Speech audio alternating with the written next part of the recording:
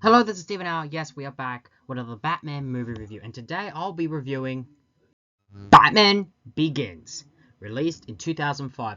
Now, where we last left off in this review, Batman and Robin came out, and is a film that was very much was critically panned by a lot of the critics, and this unfortunately led to the cancellation of was the fifth film planned by Joel Schumacher, Batman Triumphant, which was reported to have the Scarecrow as the main villain, along with Harley Quinn, who in this reinterpretation was to be the Joker's daughter.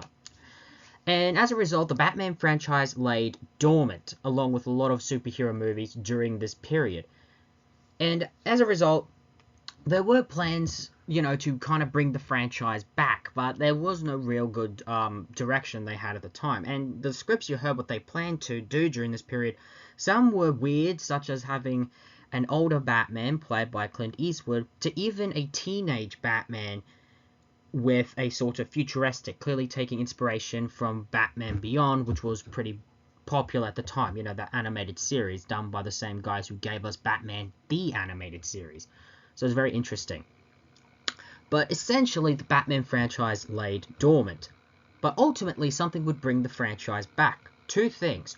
One, this was the era of reboots. In the early 2000s, or the 2000s in general, franchises were getting rebooted, specifically the horror movie scene. But surprisingly, other franchises got rebooted. I kind of covered one already on this channel with the 2006's Casino Royale, which brought Bond back to modern audiences. During this time, they did the same here with Batman Begins. Of course, this film came out a year before Casino Royale, but let's not get distracted. And in order to make this work, they got Christopher Nolan to direct. Now, he was a director known for his realism and surprising, unique take. And his interpretation of Batman would essentially be different, as he had the concept of what would these characters be like in reality. He wanted to strip away a lot of the fantastical comic book elements. And this was intriguing. He was very passionate about the project and wanted to bring his own take. Another thing he also surprisingly did, as much as he had his own vision, he also went back to the comics.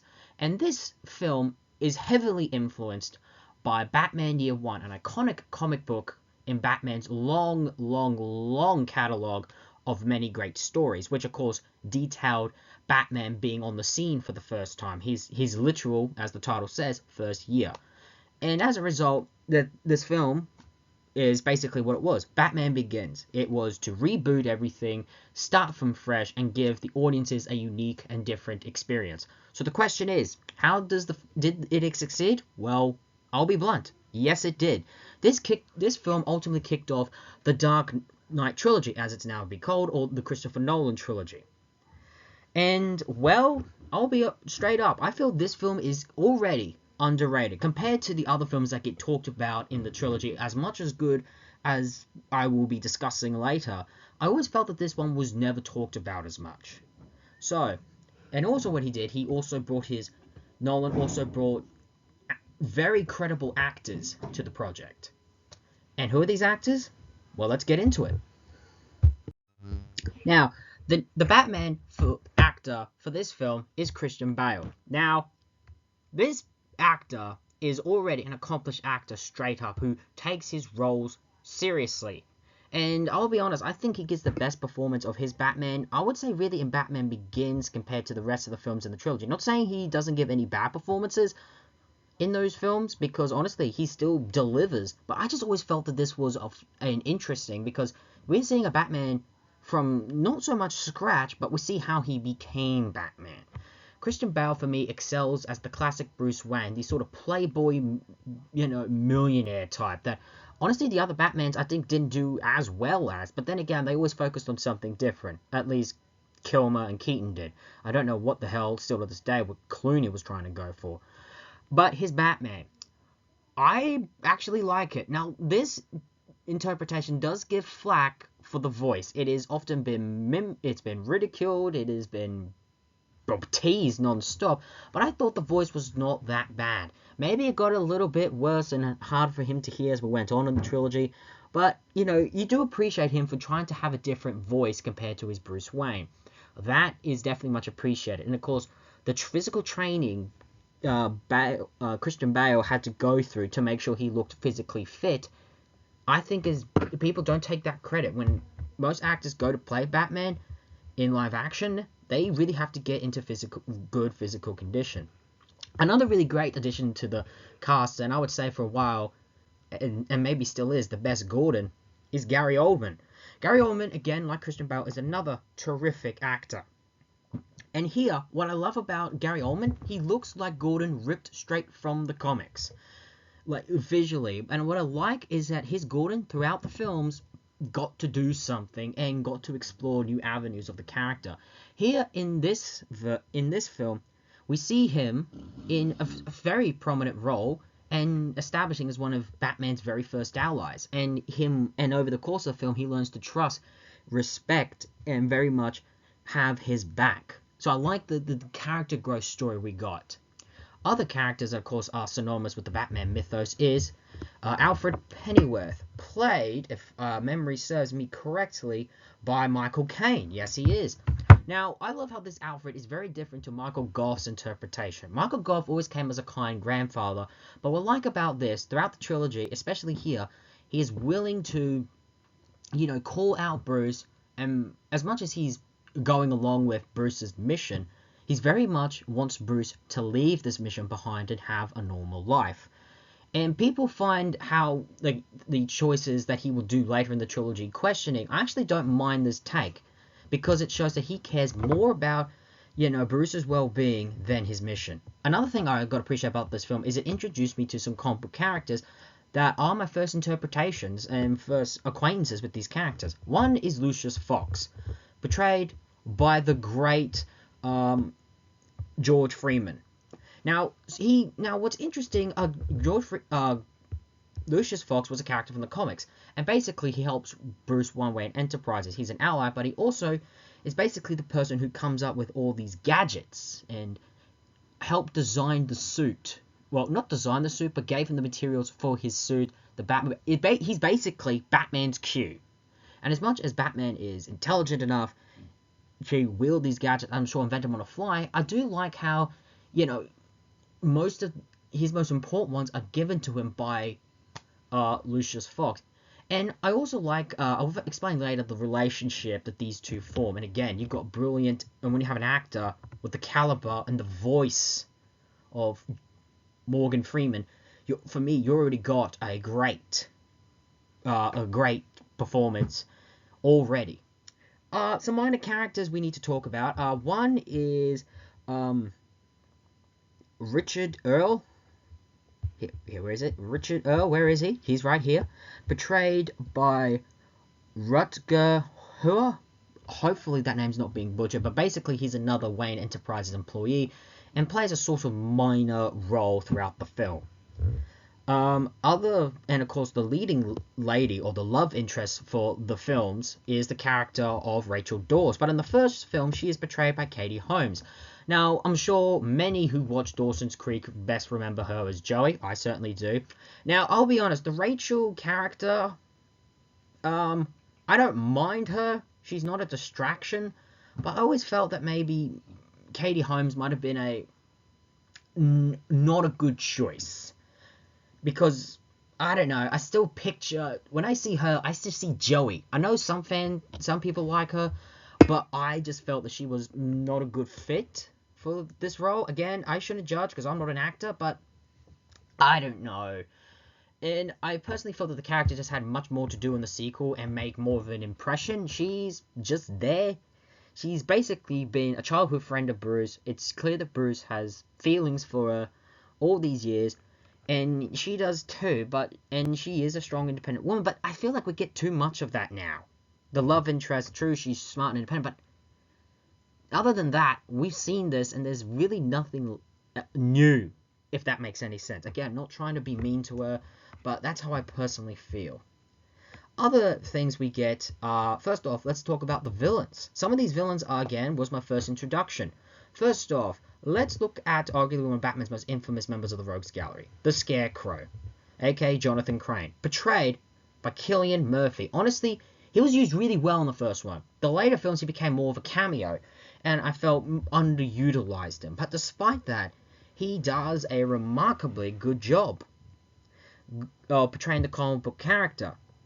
Like, it's not a, and I think it's that the story or the trilogy kind of let his character down and not exploring him a bit more.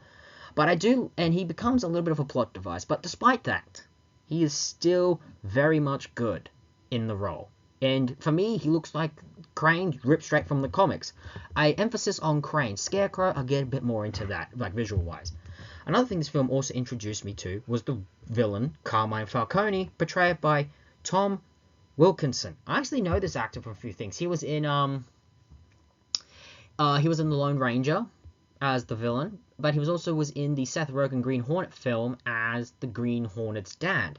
He was also in I forget what that film is, but it's like a Shakespeare thing. He had a minor role. I keep forgetting it, but I distinctly remember still to this day hating it. I still can't get it out of my head. I still can't get that film out of my head, but I absolutely know but I know that he was in that film. I know the film, but I can't remember the name. I just thought it's just something. Now, personally, basically, Carmine Falconi is basically the leading crime lord. It's established that the traditional criminals ran the city before the villains and the freaks came in, especially in the comics. And I personally prefer there's been better portrayals. First off, the one in Gotham, and definitely in the Batman, which I will eventually get to in this series.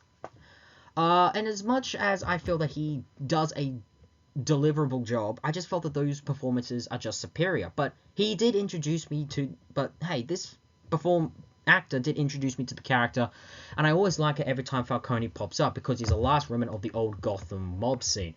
Speaking of the mob scene, we actually get to see Joe Chill. Now, for hardcore comic book fans, we know who this is. Joe Chill is the infamous mugger that took Bruce's parents. And the Bruce's parents also appear in this film. Now, the mugger is portrayed by Richard Brake. Now, he has a long comic book with new origins due to the times, but basically, most people always view Joe Chill, especially these days, as the mugger, caused by or forced to become mugger, caused by the incessive corruption that the city had basically gone through. And essentially, he begins the whole, really everything that turned Bruce into Batman.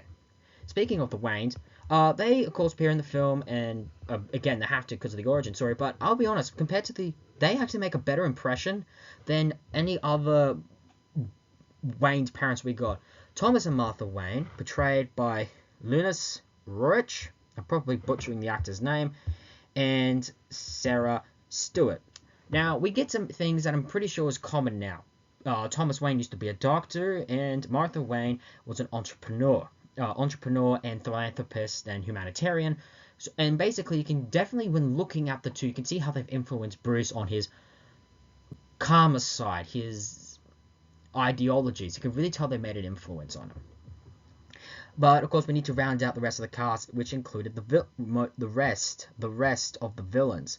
Let's look at a character, Henry Ducard, Bruce's mentor. Now, he plays a prominent role and gets a special character revelation.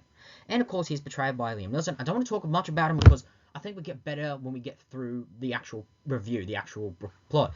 And we also get introduced to Ra's al Ghul. Now, just like Carmine Falconi, just like the Scarecrow, this film introduced me to Ra's al Ghul. I, again, never heard of these villains until this film. And, well, and surprisingly, I found out Harold Ducard was a character from the comics. But again, I don't want to spoil too much. By the way, Ra's al Ghul is portrayed by Ken Watanabe, Ken Watanabe, and honestly, looks damn good.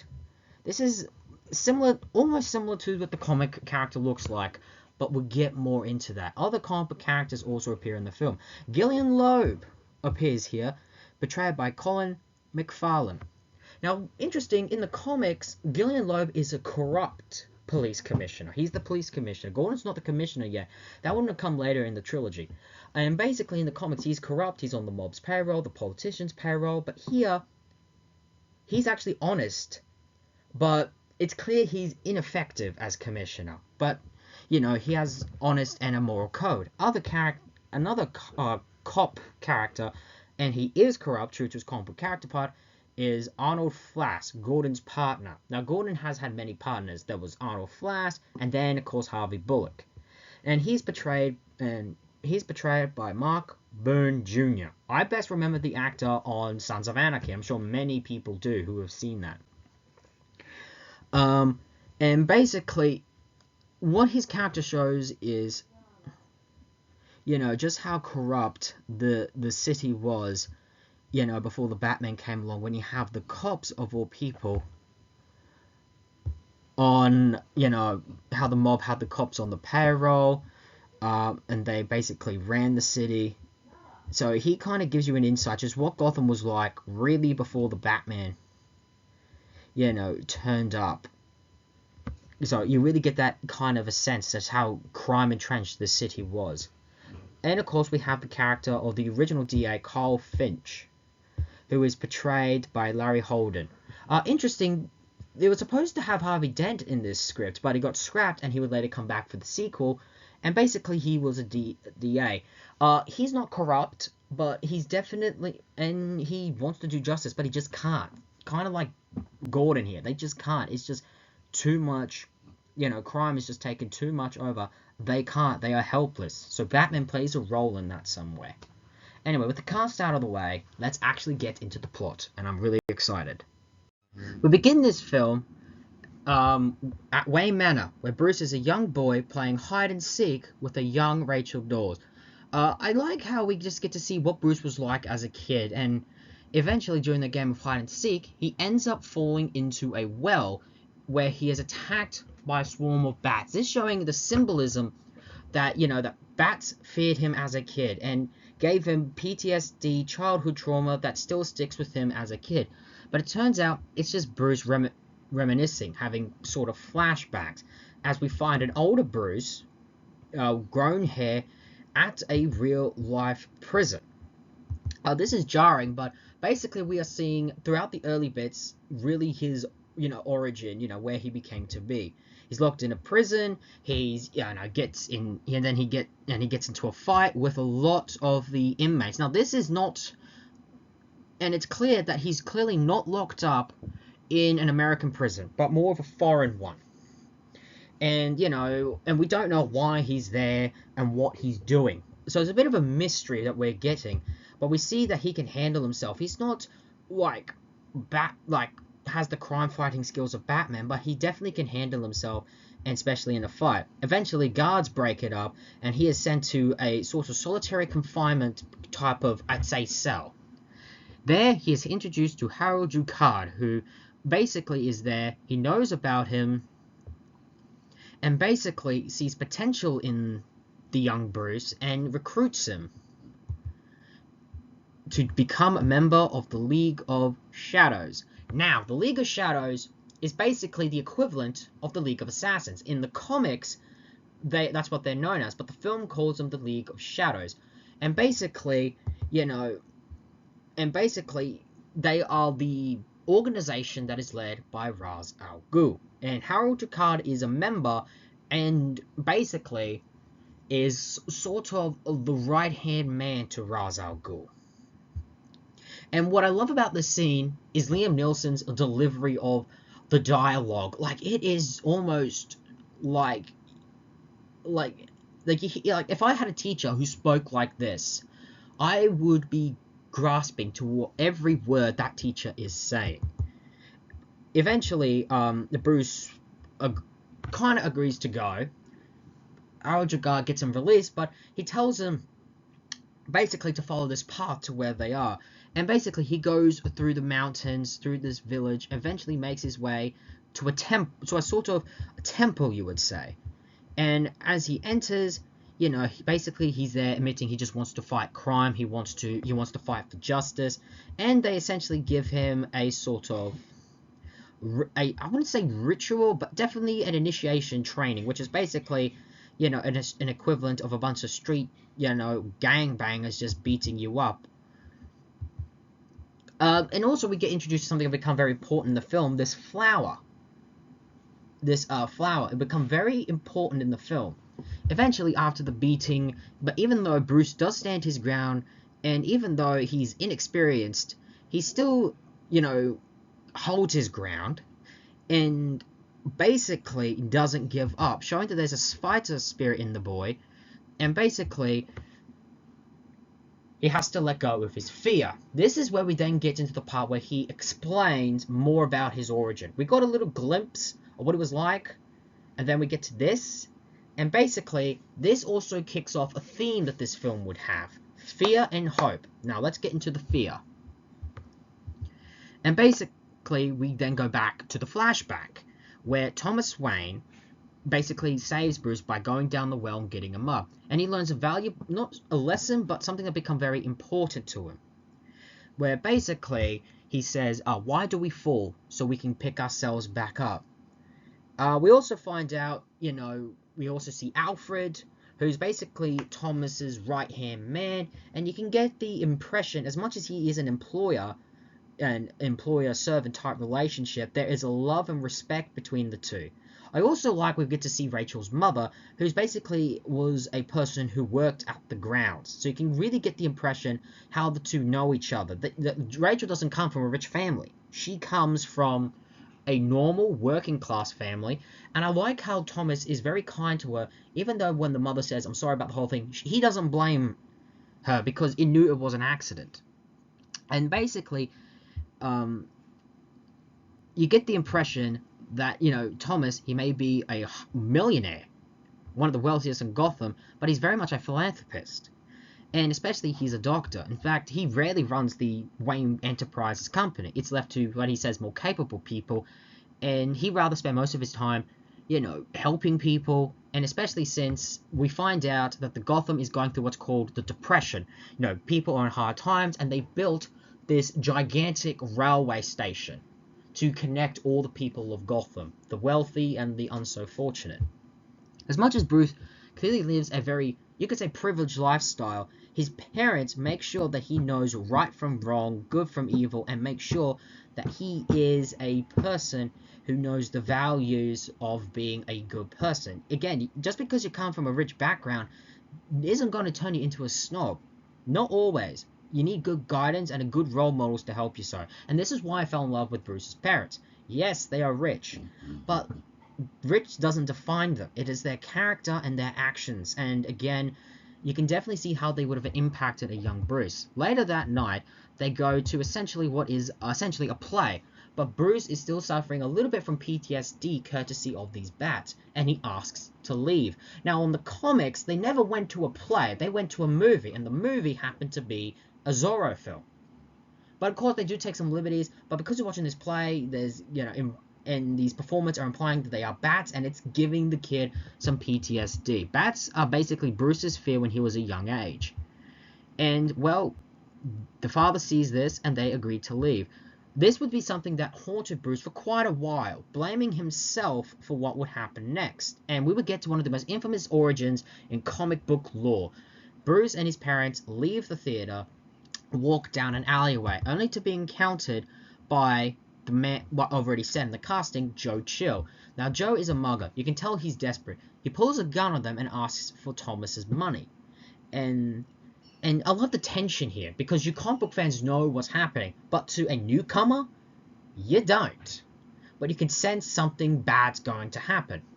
Eventually, as the classic Batman origin always does, the parents end up getting shot and the mugger runs away. Bruce is scared, well, traumatized by what he's seen. And you feel sorry for this boy. He's lost his parents in front of him at a young age, and this would have a lot of repercussions on the boy, because I just don't think he ever really got the counsel that a boy of that age needed to. But in many ways he would when he get really through his adult life. And the last words that his father said was never be afraid. In many ways, Bruce would embody that phrase, or that last words, I think, more as an adult. The next scene is here at the Gotham Police. Obviously, the media is there because the Waynes are an influential name, and obviously the people trying to get a picture of the young boy. And Bruce is in an office. He is cold, scared, and one of the first people to comfort him is a young rookie police officer. And that officer was Jim Gordon. This has become very much well known and established in comics. On the day of Bruce's parents' death, a young beat cop was one of the first to comfort him, being, of course, Gordon.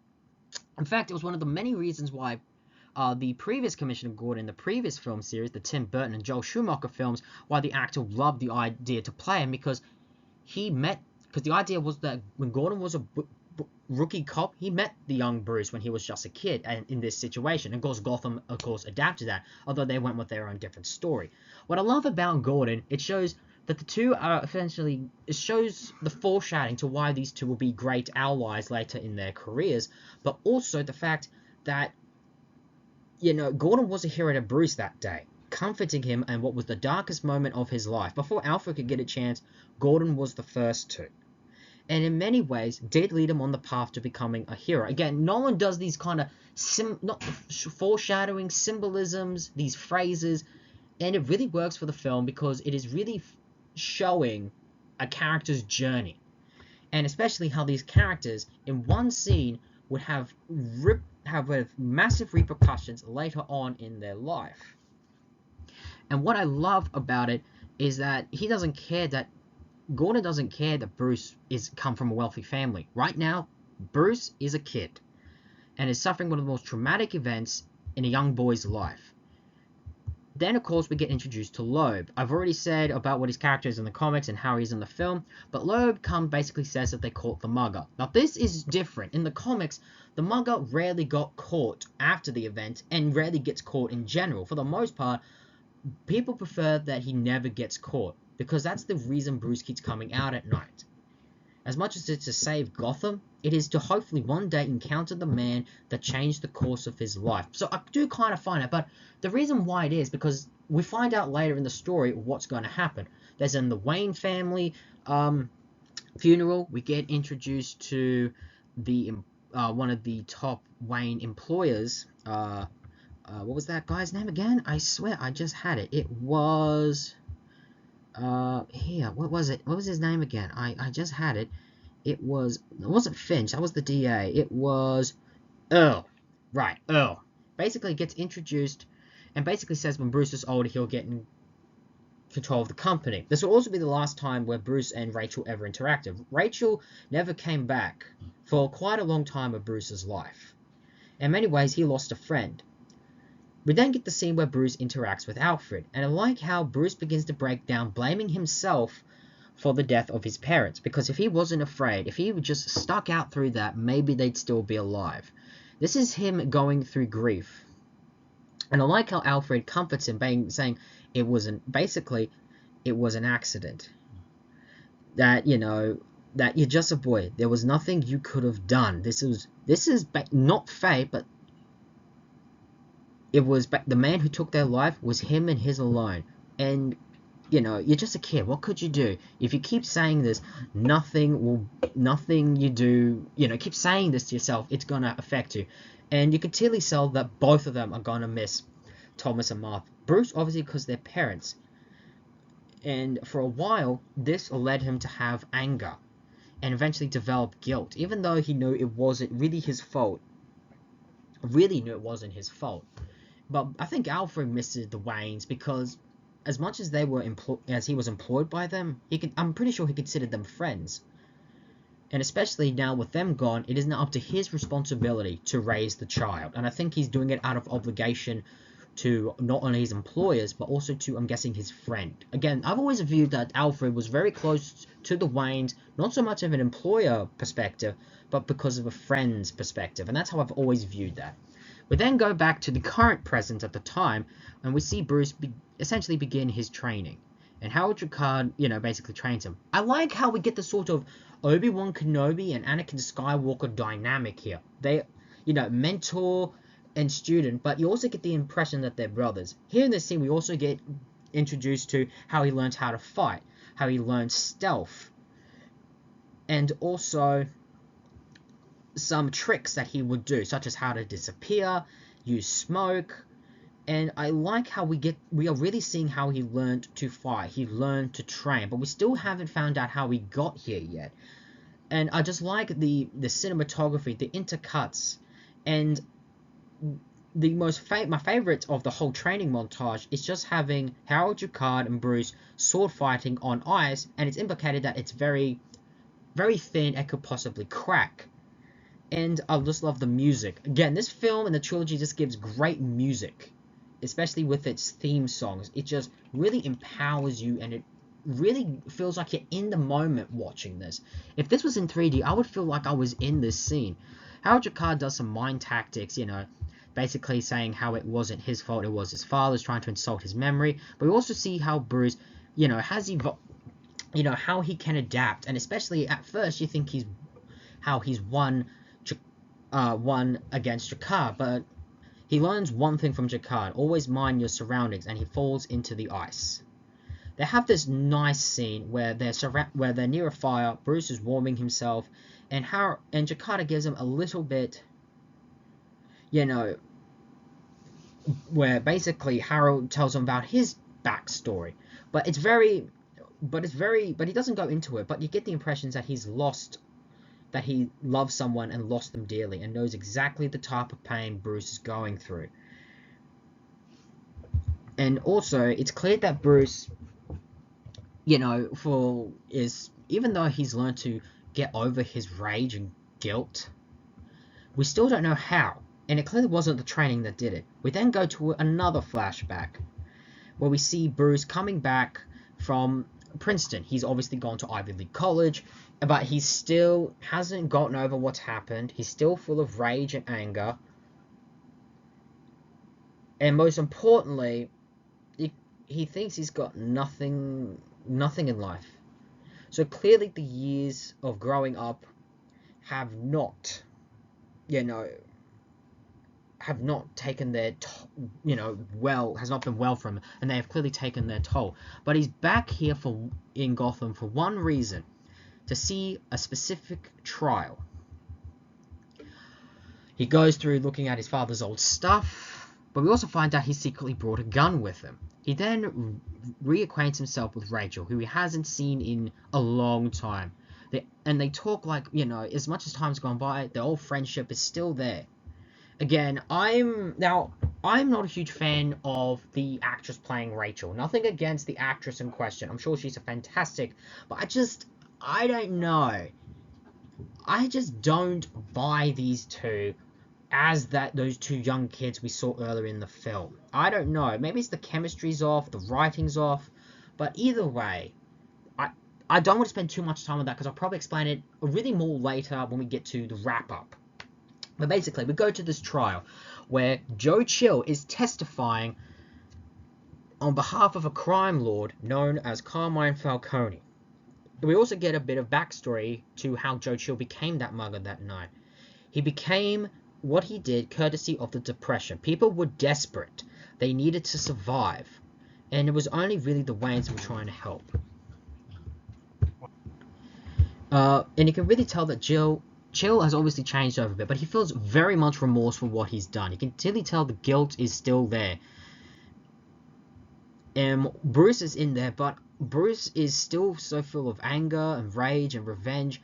You can clearly tell that he does not care for what, happened, or his excuse. For him, what he did was horrible and should never have done in the first place. It's clear that as much as Bruce is always kind heart deep down, he never really understood how privileged... I don't think he ever, for a long time, really understood how privileged his, world was. He grew up in a life of luxury, never had to struggle. And that's kind of, I think, why this training helps Bruce, because it not only humanizes him, but it gives him a much more clearer perspective.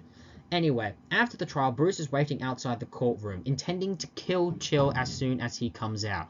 But just before he can, Chill is assassinated. Bruce watches, and as much as he's filled with, I would say not so much closure, but he feels like he got justice. Rachel is not. She is mad that their star witness to take down Carmine Falconi is gone. they have this car ride where she basically just tells people say the depression's over, but the truth is it's not. It's still here. It's just affecting really the lower class people, not the upper world. And Carmine Falconi, or Carmine Falconi, people don't know how to pronounce that name. Kind of the same way with Ra's al Ghul. Some people say it's Ra's, some say it's Ra's al Ghul. It's still confusing to this day. But basically, I like how this one line Bruce says, how the system is broken. And in many ways he's true, but you tell he's telling that not really understanding the bigger picture. But on this car ride, you know, he does reveal that he was going to kill Chill, and she slaps him, takes him to Carmine Falconi's place, and basically says, go and thank him. Basically, this will be the scene where Bruce begins to open his eyes and sees the world. He goes and sees Carmine Falconi, and here he sees how much power he has within this restaurant. There are beat cops, or cops off duty there. There are judges, politicians. And Bruce thinks, oh, because he's seen his parents killed, you know, he's seen the darker side of life. But Falconi basically says, no, you haven't. You've only got a taste. You've never seen it. So don't come down here with your anger. And basically, this monologue he gives does influence Bruce a bit. Especially the lines of, you know, you fear what you don't understand. And basically inspires him, you know, that he can't be a person if he's going to do this. Because he says, Carmine has this power. He could whack his butler or kill his lady friend. Bruce thinks because he suffered this pain, he has nothing to lose. Truth is, he does. From people from that world, they have very much a lot to lose. And I like this scene because, again, like I said, this gives Bruce perspective. It really opens up the world to get out of his not so much mourning, but to realize that, you know, his tragedy is nothing compared to what most has to. And I like how Carmine says this line, you would have to go to around the world where people wouldn't know your name.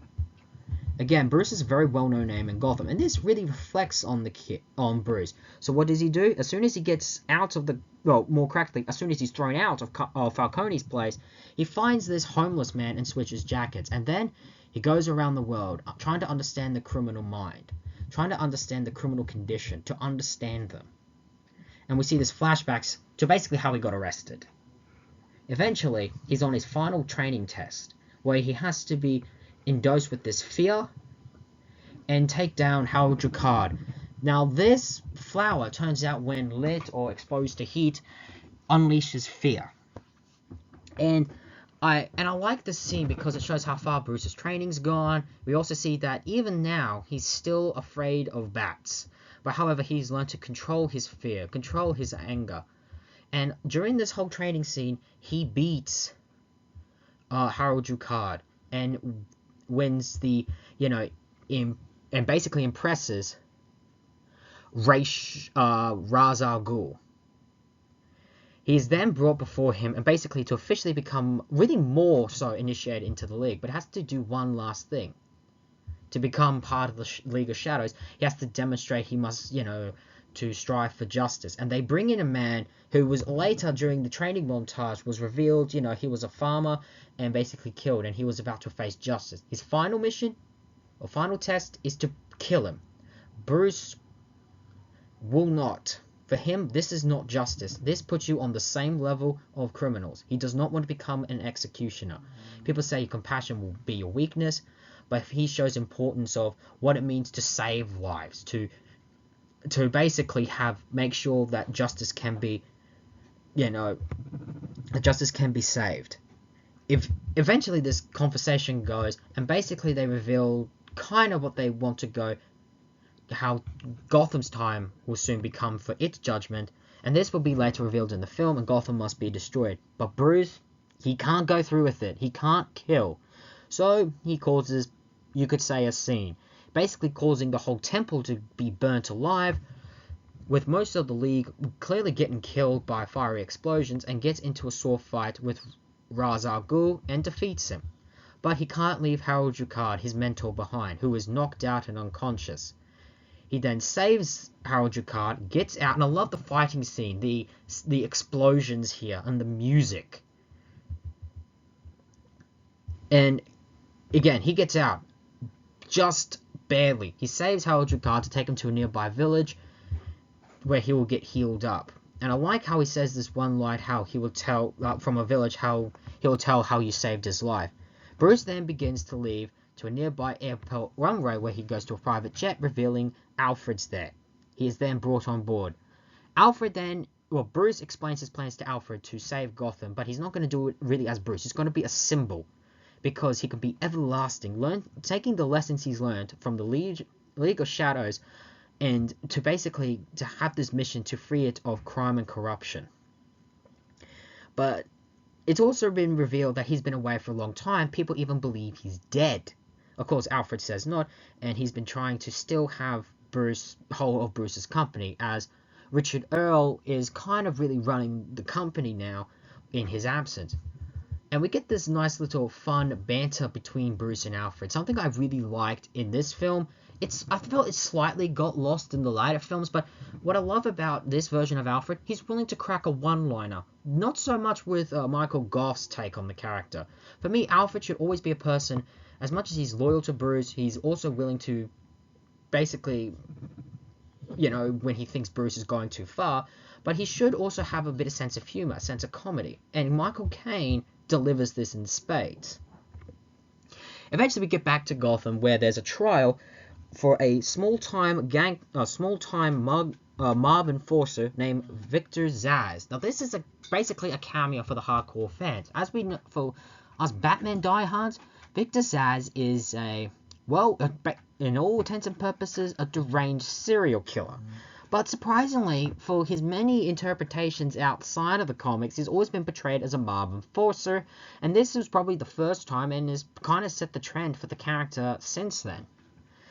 And he's being basically recommended to be locked up in Arkham, courtesy of a psychiatrist, Jonathan Crane. Rachel is part of the prosecution, and basically Rachel is a lawyer. She's working in the DA's office. And after the trial, she gets into a verbal fight with Jonathan Crane, as he can't believe that, that this is another one of Falconi's men that he has clarified as insane to be locked up in Arkham.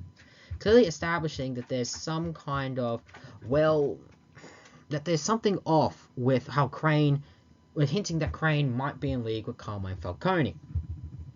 We then see Bruce doing his research and where he sees a picture of Gordon, clearly showing that Gordon very much made an impression on him when he was just a little boy. He eventually goes into the back of the grounds, where he goes to the infamous well that he fell into as a kid, as he sees a bat flying in the mansion. As he makes his way further into the well and into a cave, bats suddenly fly around him, but for some reason he's no longer afraid. He's embraced his fear, and ironically, this would be really the symbol that he would use when he would become this masked crime fighter. We then find out that, of course, Jonathan Crane is in league with Carmine Falconi, and basically ask him to do him a favor to get rid of Rachel Dawes, who's been investigating, and basically it's implied that these two have a business arrangement. One, Jonathan Crane represents someone who basically is smuggling stuff through Carmine Falconi's drugs. In exchange for Carmine to do this, on Jonathan's part, when his guys get pinched, he will imply that they are insane so they can be locked up in Arkham and not do really hard time. As much as Falconi is a little bit against the idea of whacking Rachel Dawes, it is implied that Jonathan's boss is coming to Gotham, and Carmine agrees to do so. We then go to inside Wayne Enterprises, where the board of directors meeting's being held, and Richard Earl plans to take the company public. Bruce then walks in, and I like how he begins this sort of a little bit charming, and this is a hinting of what he will be when he pretends to be Bruce Wayne, this playboy philanthropist. He also slightly resembles his father, and of course Richard Earl is surprised because, again, many people thought he was dead. He basically wants to ask to come to the company and help work it. Richard Earl then sends him to a department like Applied Sciences Division, where he meets Lucius Fox. Through dialogue, Lucius reveals that he used to be on the board and knew Bruce's father, helped him build the railway. And essentially, Bruce is taken by him because he knew his father. And I guess it's because Bruce, as much as no matter how old he's gotten and obviously how much he knows about his father, I think he just loves it when he sees people who knew what his father was like. He just wants to know more about him, showing the true that he may slightly get over it, but he even wonders what it would be like. Anyway, Fox takes him throughout the place and shows him all these applied science, and gadgets. And basically, that's Lucius's role in Batman's group of allies. He becomes his crew and basically gives him all the equipment he'll need to become the sort of Batman, such as stuff that would influence a prototype suit, a prototype type utility belt, and slides with some of his gadgets. Lucius is of course curious of what he's doing, but he knows not to ask too many questions. I think, especially in the last one, especially in the next scene that happened later, where he introduces the Tumbler, that will become essentially this version of the Batmobile. Understand, this film is basically set in realism, so they try to come up with these explanations to how he gets the gadgets and use some modern science. The Tumbler was a real-life car at the time, so it makes sense this will be ultimately his choice of Batmobile. This included the cloak and all of that. The next scene is also him as he further goes into the well and finds this cave. He finds out it's attached. He finds out that it used to be part of the Underground Railway. One of Bruce's ancestors during the American Civil War helped runaway slaves get to the north. And basically, these tunnels were used to help these slaves get across. Now, this is actually true in the comics, as we find out many of Wayne's ancestors, one was help the Underground Railway, one was Solomon Wayne, who was a judge and was very much against crime and corruption, something that has definitely been carried through many of the generations of Waynes to come. They then go through this fountain, and basically and Bruce sees something on the other side, but we don't see it yet. He then begins to slightly modernize the costume, slightly starts how he's ordering these parts in through shell corporations. And basically, he's beginning to become with the proto-Batsuit, though that wouldn't come really until much, much later without the film. Next, we see what Gordon's up to. He's no longer a beat cop, but a detective sergeant, where he is with his partner, Detective Flash, who is basically a crooked cop. He's extorting people. Gordon knows this, and Flash is trying to tempt him to take a bribe, but he wouldn't. He's still an honest cop, but he's no rat either. He's not going to rat Flash out, but with him, with a town this bent and full of crime and corruption, who is there to rat out too? Eventually makes his way back to his office, where Bruce wears not so much a prototype bat suit, but a makeshift suit of what he's got. The theatricality is still not there yet, such as the cape and the real mask he wears. That really came later. But this suit is slightly, I think, inspired by what he wore in Batman Mask of the Phantasm when he wore this makeshift suit, but he said the guys weren't fear of him yet, which is why he decided the more theatrics. Because criminals scare what they don't understand, and they are superstitious lot. He then pretends behind Gordon's back to be holding a gun at him, and basically tells him how does Carmine Falconi get his drug shipment, and most importantly, what will it take to bring him down. Gordon gives him the answers, along with leverage on the judge, and a person willing enough to prosecute. Bruce knows he has to use Rachel, and then he plans to get leverage on the judge. He then makes his escape quietly, but Gordon eventually follows, along with two beat cops on top of the roof. And basically, the whole thing was him trying to recruit Gordon, how they're going to be a team of two now. Gordon basically thinks the guy's a nutcase, especially when he jumps off, and they ask who he is. He says, just some nut. Little did he know, this will not be the last time these two will be working together. In fact, it will kind of be the beginning of a really great partnership. Anyway, later in the film, we see, Bruce overhears on wiretaps how, Falconi plans, to whack Rachel, and here he begins molding his batarangs. And basically, he tells straight out why he's using bats as his symbol, because that's what fears him, and he wants to give it to the criminals. We later go down to the docks, while Falconi, a whole bunch of his crew, and Flash are there to pick up the shipments. Half will go to the dealers, half will go to their friend in the Narrows. Here, I like how they still build up the scene. We still haven't seen Batman in full costume yet. And they stay true to the dark. The goons are noticing something's off. And even though we still don't see him fully, he begins to take him out using stealth tactics at first. Eventually, he makes his way to the main and begins beating these guys up. Again, the camera's still not 100% in focus, but we're showing how skilled he is. Carmine Falconi knows something's up, so he runs back to his car, only to find his driver knocked out, and Flash has basically bailed, telling Falconi he better get out while he can. Falconi's in the car. He's loading up his shotgun, and he's wondering what the hell is going on. Who the hell are you? Only for a hand to be burst through the top of the roof, through a glass top of the roof, takes Falconi out, and basically says the immortal lines every man who's ever worn the Bat costume always dreamt of saying, given to us way back by Michael Keaton. I'm Batman. And he knocks him out, and just before he flies away, he noticed the old homeless person that he gave his coat way back, and says, nice coat, and flies away. Now the costume. People can sometimes mock it a bit. I actually like it, because it's meant to be real, but also, it looks like a monster compared to others. And I really just like the belt color. It's not yellow, it's more of a dark gold. Anyway, we see Rachel on the railway, on the train, coming back from a meeting, where she's basically about to be hit, only for Batman to save her, and she's frozen by what she's seeing. And basically, Batman, I like how she immediately tries to tase him, but Batman just rips it off, not even impressed by it. The voice here is as he uses, is still intimidating. Sure, it can sometimes sound off in some scenes, but for the most part, for me, it works. He then gives her a file on Judge Faden's clearly affairs to help Judge Faden prosecute Falconi, and just as she picks it up, looks back up, Batman's disappeared. This will become a classic case of him constantly disappearing the moment people look away. Gordon and his men quickly make their way to the current scene, where they see a lot of Falconi's men tied up.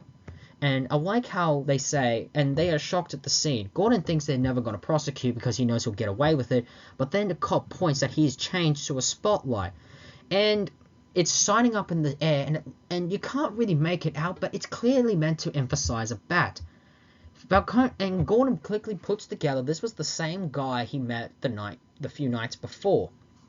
Of saying, and realizes that he meant what he meant. He plans to take down essentially the top criminals in Gotham. Gordon asks to cut him down, and basically, Batman's become a sensation overnight. Winning a lot of the public's admiration. But Loeb doesn't approve. He wants the guy off the street and off the front page.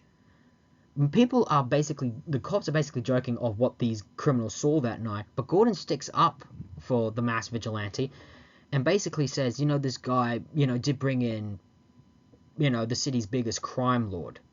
But Loeb says only we can do that job. I really felt like if I was in the scene, I would go off at Loeb saying, well, he's been running the street for decades. You've been police commissioner for how long? How come you haven't helped brought him in? You can really tell that Loeb's a bureaucrat. He's not crooked, but very ineffective. He's a bureaucrat who clearly, I think he's kind of like like Fudge, from the Harry Potter films, how he cares more about having the job than actually doing it. And I also like how we see Gordon hasn't become commissioner yet. He's still, a mid-level cop, not a beat cop anymore, but he's now a detective. Anyway, later, Rachel and the DA do plan to start their prosecution of Falconi. And basically, Batman has basically got things moving now. Gotham is going to be changing now. Anyway, Bruce is in bed, but Alfred wakes him up and basically says, well, if he's going to keep doing this, he needs to do something that won't attract the public's attention to, link that he might be this mass vigilante. So he comes up with the idea that he should be this playboy millionaire to, ease the public's attention. And we do see him do that. Again, one of the things I love about Christian Bale is I bought him as the playboy, side of the character, more so than any other interpretation that has come in live action before. I mean, we've had Bachelors, but he's really a playboy, and I really like that. Another scene was we go back to Wayne Enterprises, where Earl is being informed that one of the things they were transporting suddenly is basically gone missing. And this would play a role later in the story. We later see a scene where, basically Bruce is being the playboy and God does Bale soul it. I love it. And it's basically makes Bruce look like this rich, not so much a rich asshole, but, like he basically believes he owns the world. The next scene is Crane, who's been called in, basically saying how, Falconi's trying to impose an insanity plea, and he's been called in to, see if it's true or not. Crane makes his way in to see Falconi privately, with no one watching, and basically, Falconi is basically being asked to be brought into whatever he and his bosses are planning. Otherwise, he is going to roll. He is going to rat out everything. And I like how Crane just takes it calmly. What I love about Cillian Murphy's performance as Crane is that he is scary, but he doesn't have to shout or scream. He is scary in a subtle way. Eventually, he basically says, "Would you like to see his mask?" He then puts the mask on and sprays Falconi with fear. It's also been implied that he's been experimenting on his Arkham patients with this fear toxin. And basically, this gas causes Falconi to go insane. Sane. And basically, the mask he wears, a clear indication of his Scarecrow comic book character. Now, from what I heard, Nolan didn't want to have the mask, but he had to because of writers saying, "Oh, you have to," and it would emphasize. Now, despite the fact me liking this film a lot, I really felt that these Scarecrow scenes could have been more scarier and it could have been more outlandish. After all, the mind's playing tricks on you, so it's seeing, what it wants to see. I felt that they did it not so creatively most of the time. They do it effectively in some scenes, but for the most part, we don't. We then go to Gordon's place. As he's taking out the trash, he then meets Batman. And he's basically asking for information, how, the drugs were being shipped in 2 places. And his partner was at the scene. And Gordon basically reveals how he moonlights for the mob. He also reveals how Loeb has set a task force to catch him, thinking he's a danger to the city. This is a hint of the two developing apart. Again, we've seen the first one how to develop a partnership, but this feels like something akin to the classic comics. Batman will go to Gordon, giving him information and vice versa on certain things. But again, they haven't found a way to proper contact him yet, as it's always Batman going to Gordon. But Gordon really can't contact him. But I like how Batman asks, "What do you think I'm trying to do?" Gordon says, "I know you're trying to help, but he's been wrong before." And again, the classic, as soon as he looks away and looks back, Batman does his disappearing act.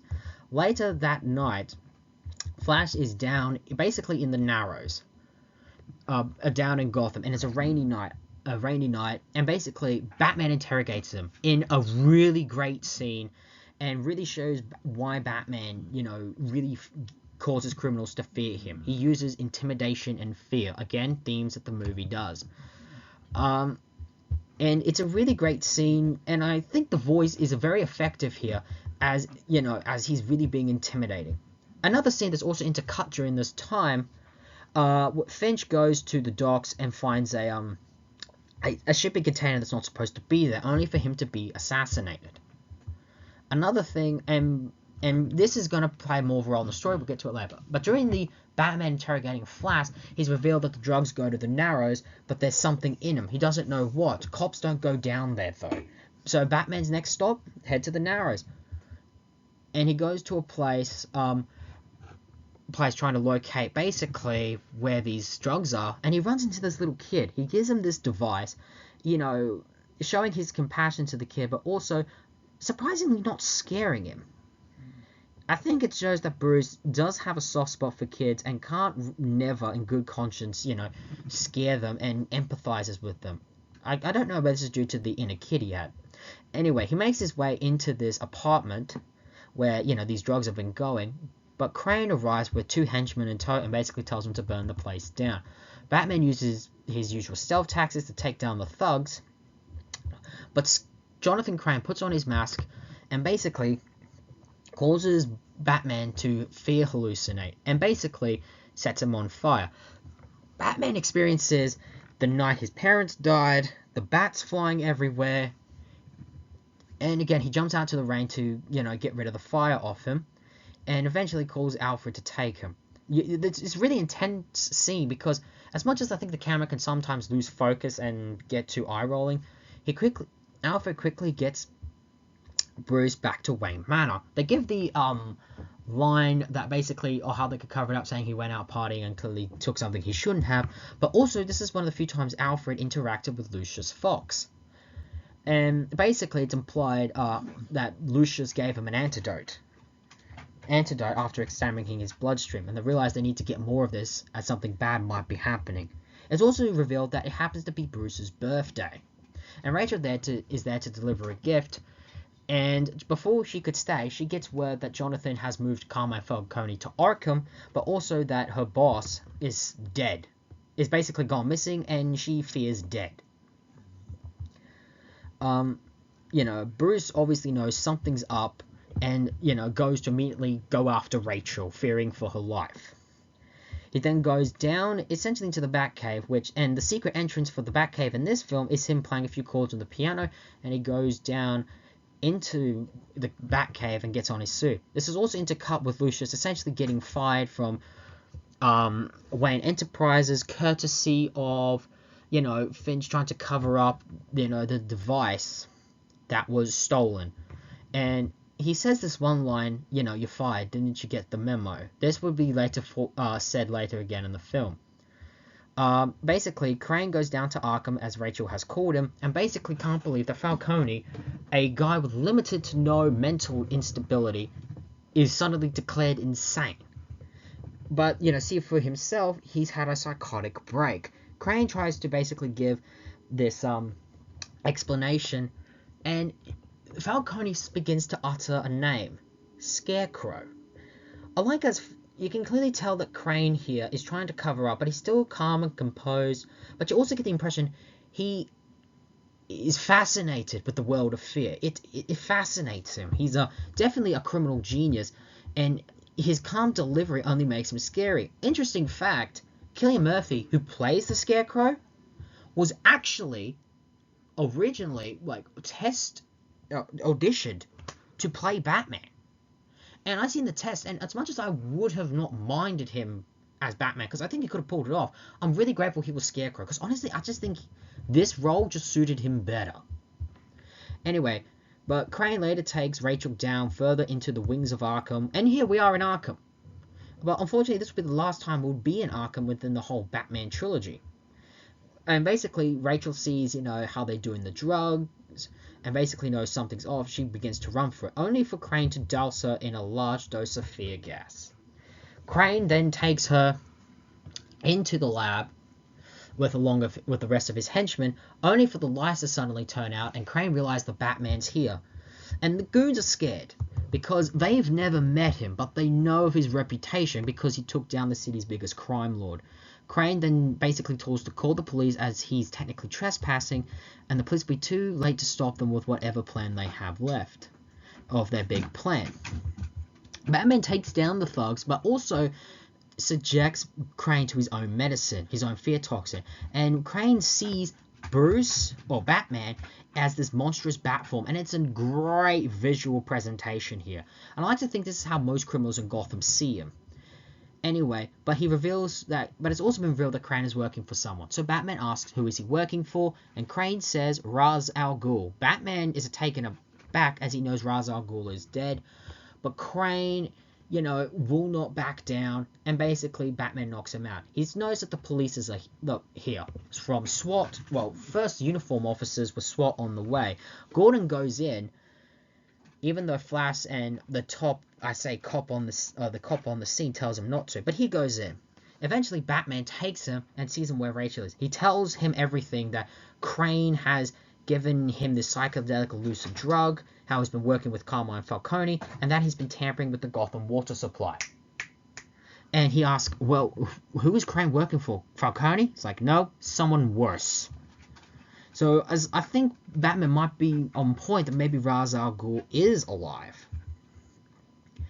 And basically, they have to get Rachel out of here now, as she badly needs medical attention. Gordon can't get to her that in time, but Batman can.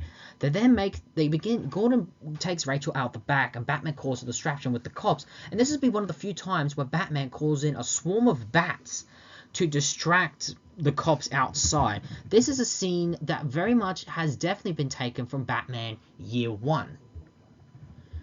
And Batman basically makes his way to the back of Arkham, and Gordon says he's going to quickly get his car. Batman said he's brought mine, and here comes out the tumbler. Now, the tumbler we saw earlier that Fox was showing Bruce was not painted black, and here Bruce basically goes on a joyride quickly to get Rachel back to the Batcave, but he's chased by cops. As much as I love the music in the scene, I feel for the most part the camera work doesn't always work 100% well.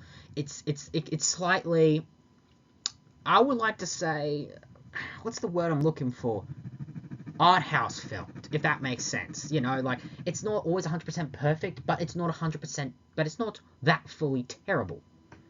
And ultimately, you know, it is a still thrilling chase. Batman barely gets back to the Batcave in time to save Rachel and give him the antidote. We're going to go back to Gordon, who's still at Arkham, and basically they, you know, go through all the evidence that's been there, and basically it's been revealed to them that they've been poisoning the water supply, but the effects haven't been felt. It's done. They've stopped them, but something's off. Something's clearly wrong here. So eventually, you know, when Rachel wakes up, Batman explains everything. He then knocks her out, but basically explains to get to Gordon to give him one of these. And basically, Bruce goes back upstairs. Alfred scolds him because now this chase has been all over the evening news, but Bruce explains everything, and that that the party has to be stopped, you know, because something bad's really about to go down. Alfred does so with a nice one-liner when the staff sees him put Rachel in the back of the car. Bruce has another interaction with Earl, and he says a whole bunch of hocus pocus, but ends with the line how you know that the company's future, our future, you know, is in safe hands, essentially. Also, Bruce runs into Lucius Fox and explains him, you know, of what's happening without fully revealing. And this is where Lucius reveals to Bruce that he was recently fired because of a device that was taken. Basically, the device, we find out, can cause to disperse, you know, chemicals through water. So Bruce is clearly putting the pieces together. Later in the party, an attendant asks him, has he met this person she's met? And she says, Mr. Ra's al Ghul. Batman looks shocked, but when he sees Ra's al Ghul, he knows it's not. But the person behind him says, oh, maybe Ra's is just supernatural. He turns around and sees Harold Jacquard. He then puts the pieces together. Harold Jacquard never existed. He was Ra's al Ghul. And the Ra's al Ghul we saw early in the film was simply a doppelganger. Now, I did not see this twist coming. I'm sure maybe hardcore fans could have because they got Liam Neeson, a such big actor. But for me, who had not really heard much about Liam Neeson up until this point, didn't. And it just goes to show how I'm just entrenched in the story being told, and it fits the story. And basically, Ra's is the main villain. There's also a scene where Crane is locked up in Arkham and Gordon's trying to interrogate him throughout the whole thing. Lucius also makes his way back to Wayne Enterprises with Bruce's to tell him to make more of that antidote now. Like, it's really, like, things are about to go down. Eventually, as Bruce is having this conversation with the real Ra's al Ghul, and basically he is the real Ra's al Ghul, he does this scene how he's basically pretending to act drunk to get the guests to leave. The only people who stays behind is the real Ra's al Ghul, and basically a whole slew of League of Shadows. It basically is revealed that Crane is working with Ra's, but he's not a member. In fact, Crane doesn't know their true plan at this point. He believes they were going to hold the city to ransom, but Ra's reveals their true motive, their true endgame is to destroy Gotham. And the fear that Crane has made was used by the Flowers, during Bruce's training. Bruce, he basically managed to weaponize them. And it's been basically this monologue. I love how basically he's saying, like, again, Liam Neeson delivers his lines like the pro he is. And basically it's revealed they're in Gotham because the League's philosophy is when a society is too corrupt, you can't save it. when something's broken. You can't mend it. You can't fix it. You've got to burn it to the ground and start from scratch. Now, I like how some of the main villain here, and even the Joker in the next film, have interesting philosophies. I will save Jokers for the next one, but for Ra's al Ghul, he has a point. How long can you keep mending something, fixing something that is broken before it's unrepairable? Bruce is an idealist who believes you can keep fixing things. But how long can you do that before it's unfixable? And that is a shocking philosophy that I think Ra's, as much as I'm against it, might be right. And that's scary to even think about.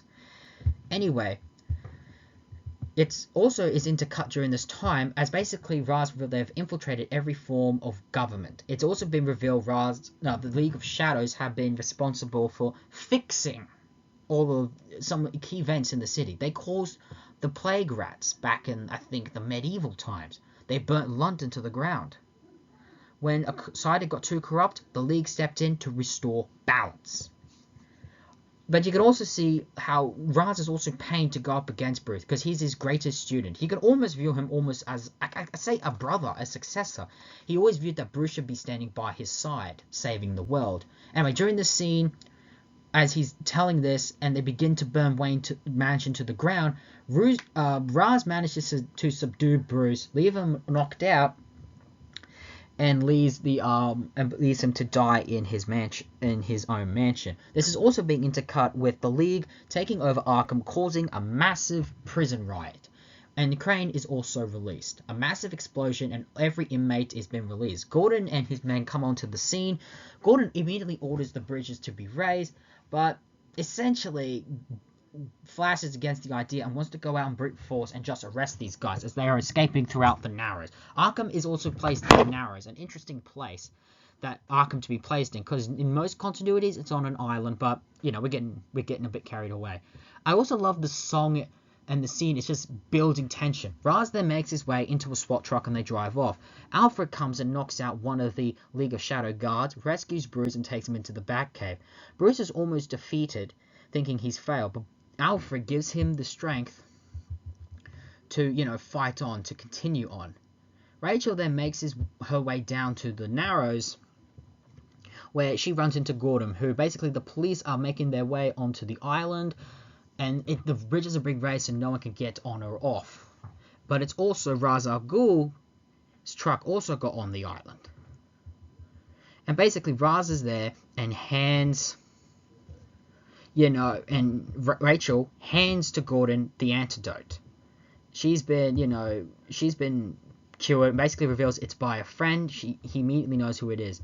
We see the little kid from earlier get, pushed away by SWAT. Rachel comes over, and these SWATs are really League of Shadows. Raz is there, and everyone begins to put on their mask. They unveil the device from earlier in the film that was presumably missing, and it turns out it was actually smuggled in by the crate from Falconi's crate, and basically turn it on. An altered water supply within the Narrows starts spreading fear toxin, and everyone is affected by it, civilians alike. And what they plan to do, they plan to then take it onto the train and take it to the main hub where we're dispersed throughout the city. Gordon quickly injects himself and knocks out Flash, who is affected by the gas and is about to gun down two innocent, civilians who are just scared by what they're seeing. It also should be noted that Crane is wearing a straitjacket. He puts his mask on. He also takes control of a horse and begins to, ride it, causing terror. Batman makes his way to the Batmobile and drives all the way to the Narrows. Now, I like what he's wearing here. It's a clear homage to the classic Scarecrow costume. But because Rachel is been antidoted, she is not afraid and fires tasers into Crane's face. And then he rides off into the night. I like this because it's basically, this is how Crane became the Scarecrow. True, he's defeated, but Scarecrow will be back. And it will be said by the end of the film that he was never captured, along with quite a number of Arkham inmates. Anyway, Batman makes his way there, gets himself to Gordon, and Gordon is basically calling Loeb to get reinforcements, but Loeb won't budge, saying that there's a large force and there's no one else to send. Gordon realizes he's on his own. Of course, Batman and Gordon talk about a possible plan. Batman gives him control of the Batmobile and tells him to get to this specific point where he will blow the part of a train up so the train doesn't make its way to the main hub at Wayne Enterprises, which will cause the water to disperse throughout the city. And Batman will do his best to keep Ra's not only distracted, but try to take him down on the way. Batman ends up rescuing Rachel, who was almost attacked by a group of Arkham inmates led by Victor Zsasz. And basically, as soon as he saves Rachel and the kid, she asks who his name is. And basically, he says a line, "It's not what I am, but what I do that defines me." A line Rachel gave to Bruce later in the film, and she puts it together. Batman's Bruce. He then glides throughout the air to Ra's al Ghul and his men. Ra's makes his escape onto the train along with the device and fights off Raz's boys. And then basically, after getting knocked out into a bunch of civilians, he then grapples onto the side of the train trying to make his way up. Gordon orders the bridges to be lowered and drives the Batmobile. Yes, Gordon's behind the wheel. Gordon's getting more and more into the action here and follows the train to get to the destination quicker before the train does. And does get there. But as soon as he gets, he's failing several times to shoot the train down. Batman makes his way in the train and has a confrontation with Ra's al Ghul. I like how Batman is basically trying to outthink Ra's, but he's basically distracting him. And I like the fight scene. Again, the score really emphasizes the fight and really heightens the level of action in the scene. It's really, really great. Eventually, Gordon does manage to fire correctly, resulting in part of the bridge falling. And when Ra's notices this, thinking he's got the upper hand on Batman, Batman quickly, gets on top of him. And basically, he's still going to stay true to his rule. He will never kill. But he does cause an explosion on the train to quickly get him out. And I love how he says the line, "But I don't have to save you," and flies out. Ra's doesn't try to fight it, and he accepts his death as the train rails off the track into a garage, causing the train to explode, taking down the bomb, and basically neutralizing the threat. Batman then flies off with Gordon in the air, looking amazed. He's out of breath, but also, know that they have won the day. Now, people can be criticized this one scene where people think Batman killed Ra's. He didn't. He just didn't save him because he knew Ra's would never go to prison. He would rather die than do that. And as a result, well, this is ultimately what I really expect from the character. This then leads to... Anyway, the next scene is basically Richard Earl makes his way to Wayne Enterprises. Anyway, Earl gets in and finds out that Fox is there, not fired, but has now basically taken Earl's job. It's been revealed that Bruce bought up most of the shares in the company when it went public, and he now runs the company. And I like how both Fox and Bruce get to throw back the lines Earl said to them later, early in the film, how basically the company's future is in safe hands, and that didn't you get the memo? Basically, they kicked Earl out, who was this, greedy businessman who obviously thought he could win everything and all that. And basically, it's also revealed in the newspaper, as much as Batman got page 1 for saving the day, Bruce's house being burnt down was attributed to him having a drunk accident. Rachel then goes to the burnt remains of the Wayne mansion and basically has a somber talk with Bruce. And basically it's basically saying how, that she'll wait, that we'll wait for a day when Gotham no longer needs a Batman. During the rubble, however, Bruce stumbles upon his father's old telescope, and basically walks away with Alfred, how they plan to rebuild Wayne Manor. Later that night, Gordon finds a way to contact Batman with a searchlight attached to basically a makeshift bat symbol to call Batman. Batman then comes saying nice. And this is just, for me, classic comic. Gordon on the top of the rooftop with the spotlight calling Batman to come. And basically the two talk about how they plan to save Gotham. It's also been revealed that Gordon has been promoted from sergeant to lieutenant. And basically, Batman's changed things. He started something. The bank cops are running scared, criminals scared, But in his mind, the Narrows are lost. Crane hasn't been caught along with thousands of Arkham inmates, and he's worried, that they can't, save Gotham. But Batman gives him hope, saying we can bring Gotham back.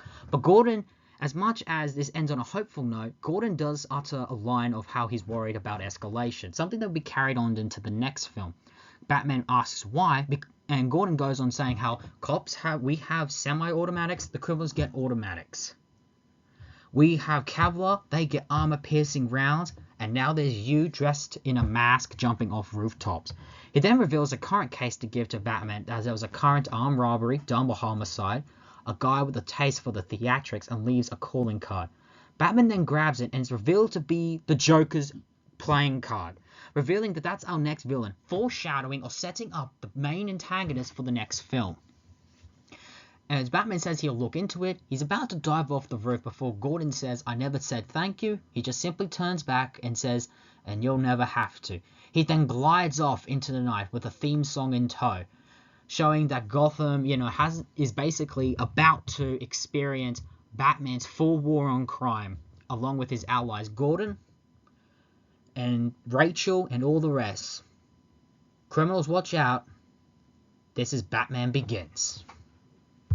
Like I said before, Batman Begins, in my opinion, is probably the most underrated Batman film in the entire Dark Knight trilogy. What do I love about it? First, it tells Batman's origin. We get a better understanding how he learned his training, his mindsets, and everything. We see the origins of Bruce's parents being killed, like we do in nearly every iteration.